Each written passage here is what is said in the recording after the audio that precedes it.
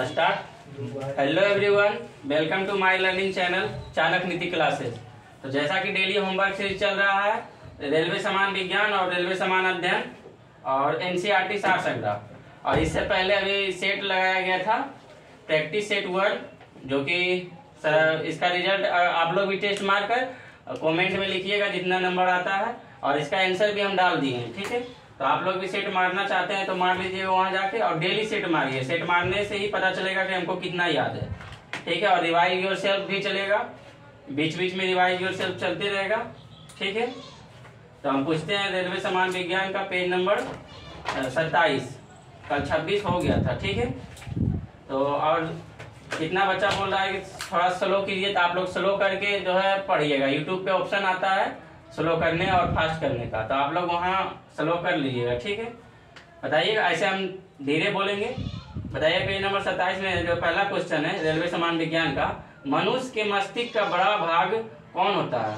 बड़ा मस्तिष्क। मनुष्य के मस्तिष्क का बड़ा भाग कौन होता है? बड़ा मस्तिष्क। देखिएगा, किसके कमी से घेगा रोग होता है?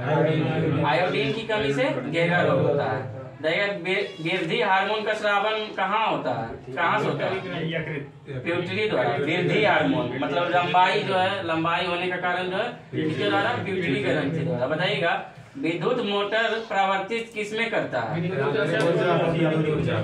ऊर्जा को नहीं, विद्युत मोटर प्रवर्तित करता है विद्युत ऊर्जा को यांत्रिक ऊर्जा। ठीक है, विद्युत ऊर्जा को यांत्रिक ऊर्जा। देखा, दूरदृष्टि दोष के निवारण के लिए प्रयोग किया जाता है कौन सा लेंस? उत्तल लेंस। दूरदृष्टि दोष के लिए कौन सा लेंस? उत्तल लेंस। और निकट दृष्टि दोष के लिए उत्तल लेंस।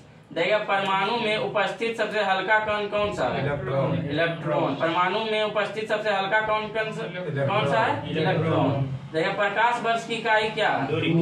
प्रकाश के वर्ष किसका इकाई है? दूरी। हेमियोपैथी का जनक कौन है? हैनीमैन। हेमियोपैथी का जनक हैनीमैन। देखा, हेमियोपैथी दिवस कब मनाया जाता है? 10 अप्रैल को। हेमियोपैथी दिवस कब मनाया जाता है? 10 अप्रैल को। ठीक है, लाइट लगता है वो नहीं चल पाएगा। हाँ चलिए सर, मिल गया है लाइट दूसरा। हाँ, दूसरा मिल गया।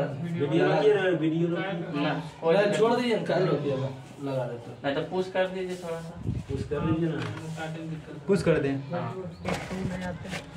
ठीक है, देखो आ रहा आंसर, कोई दिक्कत ना। हाँ ठीक, हमको मिला जो काम आता था। ठीक है, क्वेश्चन बताइएगा। अगला क्वेश्चन, हेमियोपैथी का जनक हैनीमैन। हेमियोपैथी का जनक कौन थे? हैनीमैन। बताइएगा, हेमियोपैथी दिवस कब मनाया जाता है? 10 अप्रैल को हेमियोपैथी दिवस मनाया जाता है। ठीक है, विकास के सिद्धांत का प्रतिपादित कौन किया था? Charles Darwin. विकास के सिद्धांत का प्रतिपादन कौन किया था? Charles Darwin. ठीक है, श्वेत रक्त कण क्या कहलाता है? ल्यूकोसाइट। श्वेत रक्त कण क्या कहलाता है? ल्यूकोसाइट। देखा, मैक संख्या किससे संबंधित है? नहीं, मैक संख्या किससे संबंधित है? वायुमान की गति से। ठीक है, मैक संख्या किससे संबंधित है? वायुमान की गति से। बताइएगा, मेनिंजाइटिस रोग किस बीमारी मतलब कौन सा अंग से जुड़ा है? तो बताइएगा, मेनिंजाइटिस रोग मस्तिष्क से संबंधित बीमारी है। मनुष्य द्वारा सर्वप्रथम प्रयोग किया गया धातु कौन सा था? तांबा। ठीक है, मनुष्य द्वारा सर्वप्रथम प्रयोग किए जाने वाला धातु तांबा। देखिए, सबसे कम तरंग की लंबाई कौन सी किरणें में? गामा किरणें में। सबसे कम तरंग लंबाई वाली किरणें गामा किरणें। देखिए, केमियोथेरेपी जो है कि इसका किसके इलाज में उपयोग किया जाता है? कैंसर के इलाज में। ठीक है, केमियोथेरेपी किस में उपयोग किया जा सकता है? कैंसर के उपचार में। बताइएगा, हेलोजन जो है कांच पर प्रहार करती है, मतलब कौन? फ्लोरीन।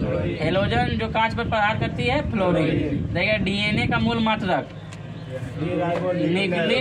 न्यूक्लियोटाइड्स। ठीक है, डीएनए का मूल मात्रक क्या होगा? न्यूक्लियोटाइड्स। देखिए, चूने का पत्थर किस तरह की चट्टान है? सेडिमेंट्री चट्टान। ठीक है, चूने का पत्थर किस तरह की चट्टान है?